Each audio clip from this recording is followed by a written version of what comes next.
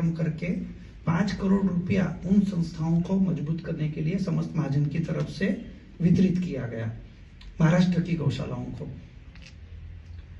तब जब लोकसभा का इलेक्शन आया और हमने देखा कि भाई बहुत मुश्किल हो रही है, जो सोच थी वो सोच कैसे, कल भी हमने देखा कि टूट गई वन नेशन वन इलेक्शन वाली। कितना बड़ा, अभी किसी ने कहा कि इतना बड़ा रेवड़ी बांटी जाती है, आपने शायद वो रेवड़ी वाली बात की। तो हम सोचते हैं कि इतना मेहनत करके पसीना बहा के हम इनकम टैक्स भर के पैसा देते हैं और वो लोग जीत के राज करने के लिए अपने पैसों की रेवड़ियां बांट रहे हैं। समाज का या देश का उत्थान होने के लिए या डेवलपमेंट के लिए पैसा खर्च हो तब तक तो ठीक है। तो उसी सोच के साथ फिर जब महाराष्ट्र का इलेक्शन आया तो बहुत बड़ी दुविधा थी कि इसको कैसे किया जाए। और फिर हमने 3 महीने लगातार कार्य हाथ में लिया। एक गौशाला, एक पांजरापुल से 10-10 कार्यकर्ताओं को नियुक्त किया गया। और ऐसे महाराष्ट्र सरकार ने फिर एक बहुत अच्छा निर्णय लिया, राज्य माता गौ माता घोषित की। महाराष्ट्र ये देश का पहला राज्य है जिसमें गौ माता को राज्य माता घोषित की, इसलिए एक बार महाराष्ट्र सरकार के लिए भी तालियां हो जाए। 50 रुपया प्रतिदिन प्रति पशुधन सब्सिडी भी घोषित की गई। जीआर हो गया, नोटिफिकेशन हो गया, लेकिन इम्प्लीमेशन के पहले तो इलेक्शन आ गया तो इम्प्लीमेंट हो नहीं पाया। अब सरकार यानी ये नहीं आती तो फिर वो जीआर कैंसिल ही हो जाता। तो 1065 गौशाला में हर गौशाला से 10-10 कार्यकर्ता नियुक्त किए गए, उनको ऐसा बैच दिया गया राज्य माता गौ माता का। और ये बैच देके कुल 10,000 कार्यकर्ताओं की सूची बनी प्रॉपर, जिन्होंने 20-20 रुपया भर के ये बैच लिया। महाराष्ट्र में 20 रुपया की कीमत 20 लाख जितनी होती है। छोटे छोटे गांव से कोई यदि 20 रुपया देता है, मैं चाहूँ तो ये फ्री में भी बांट सकता था, लेकिन मैंने इसलिए नहीं बांटा कि फिर उसकी कोई वैल्यू नहीं होती। तो 20 रुपया लेके बंदा घूम रहा है, उसको एक ही जिम्मेदारी दी थी कि भैया तुमने अपने विधानसभा बूथ पे से 500 लोगों को वोट करवाने हैं जो संस्कार और संस्कृति की सुरक्षा कर सके।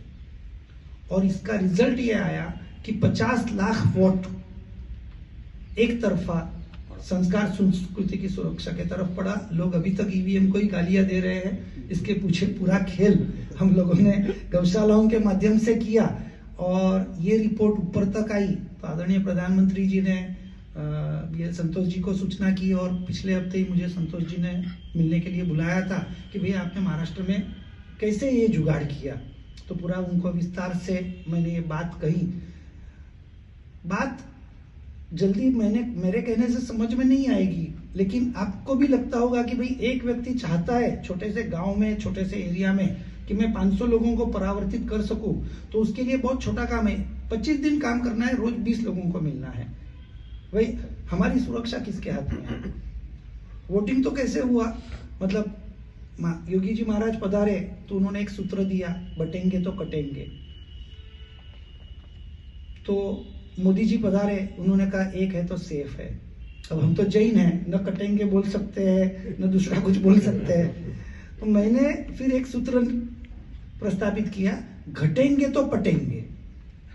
हम घट रहे हैं, संख्या से तो बहुत घट रहे हैं, और घट जाएंगे तो हमारी कोई कीमत नहीं रहेगी। तो एक है सेफ है ये सूत्र, घटेंगे तो पटेंगे। तो इसको जैन समाज में ऐसे इंप्लीमेंट किया।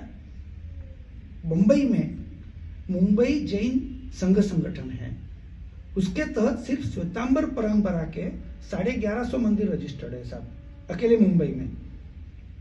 और मुंबई में जो 1150 जैन मंदिर है, उसके अलावा फिर दिगंबर, स्थानक, तेरापंथ, इन सबको जोड़ के बहुत अच्छा एक माहौल बना रही है। बहुत अच्छा एक माहौल हुआ। और वहां जो हमारी बैठक हुई उसमें हमने सूत्र दिया कि वोटिंग के दिन पूरे समाज को वोट करना है, नीचे उतर के एक दूसरे को लेके जाना है। नहीं तो सामान्यतः जैन समाज ये होता है कि वोटिंग के दिन घूमने चला जाता है। और सर पता नहीं व्यवस्थाएं भी ऐसी बनती है, शुक्रवार को वोटिंग होता है तो छुट्टी है, शनि रवि छुट्टी है तो 3 दिन रिजॉर्ट फुल चलते हैं। मुंबई के आसपास के सभी रिजॉर्ट फुल चलते हैं।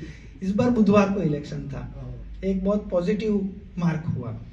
और हमने ये कहा कि भाई आप उंगली से वोट करो, वो उंगली बताओ और मंदिर में आके वहां उपाश्रय में जो व्यवस्था है वहां पे फाफड़ा जलेबी का नाश्ता करो। बंबई में ये कह सकता हूं कि 100% वोटिंग जैन समाज का हुआ। उसके चलते जो 36 सीट बंबई की थी उसमें बहुत ताकत से, मतलब एक दो जगह छोड़ दो क्योंकि वो लोकल लेवल पे उन्होंने अच्छा काम किया था, लेकिन सभी के सभी अच्छी तरह से जीत कर आए, जो सोच भी नहीं सकते थे। हमारे मंगल प्रभात लोढ़ा जो 7वीं बार विधायक बने, वो ये सोचते थे कि मैं इस बार तो हार ही जाऊंगा। मेरे घर पधारे, बोले गिरीश भाई कुछ तो करना ही पड़ेगा। हमने वॉर रूम बनाया था पूरा, 35 लोग काम कर रहे थे, फोन फॉलोअप ये वो। तो अगले दिन, मतलब आज बुधवार को इलेक्शन है, मंगलवार को प्रचार शाम को बंद हो जाता है, सोमवार को शाम को। मंगलवार को हमारा तो, क्योंकि हम तो एनजीओ समाज सेवी है तो हम तो काम कर सकते हैं और हमें कहीं प्रचार सभा तो नहीं करनी थी, फोन ही करने थे। हमारी वॉर रूम में 35 लोग बैठ के सुबह से फोन पे लगे हुए थे। सबको बोल दिया गया था कम से कम 100 फोन तो एक के एंड से होना ही चाहिए। तो आज 35 लोग फोन कर रहे हैं, एक एक मंडल के अध्यक्ष को, एक एक मंदिर के अध्यक्ष को भी, आपके मंदिर में ये व्यवस्था करो, आपके समाज में ये व्यवस्था करो।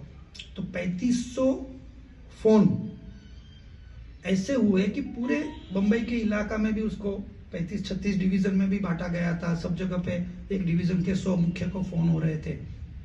शाम को 6 बजे लोढ़ा जी का फोन आया, गिरीश भाई मैं आपको मिलने आना चाहता हूँ। मैंने कहा हम आपका ही काम कर रहे हैं, आज आपको जो व्यस्तता है उसके बीच आप यहाँ मत आइए, आप जो काम कर रहे हैं करिए, हम आपका ही काम कर रहे हैं। बोले नहीं, जिस तरह से मैं सब जगह जा रहा हूँ रिपोर्ट आ रहा है कि गिरीश भाई का फोन आ गया है, समस महाजन का फोन आ गया है, संघ के प्रमुख नितिन भाई वोरा का फोन आ गया है, तो हमको आपको मिलने